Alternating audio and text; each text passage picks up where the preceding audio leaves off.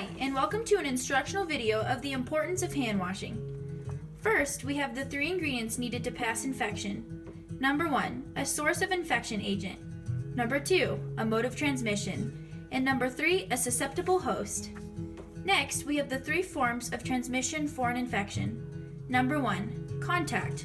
Number 2, droplet. And number 3, airborne. There are 7 forms of universal or standard precautions to help prevent infection. Number 1, hand hygiene. Number 2, appropriate use of gloves.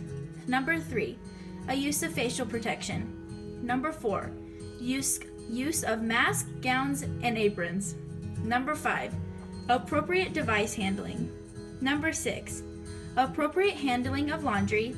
And lastly, number 7, respiratory hygiene. There are 5 moments you as a healthcare provider should be aware of in which hand washing should occur either before or after. Before touching a patient, before clean aesthetic procedure, after body fluid exposure, after touching a patient, and after touching patient's surroundings. Next, we will demonstrate how to properly wash your hands. The entire duration of this procedure should last 40 to 60 seconds. The first step is wet your hands completely with water. Next, apply enough soap to cover all surfaces of your hands. Next, rub hands together, palm to palm.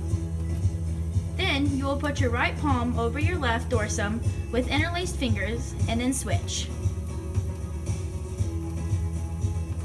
Then, put both palms together and rub hands with your fingers interlocked.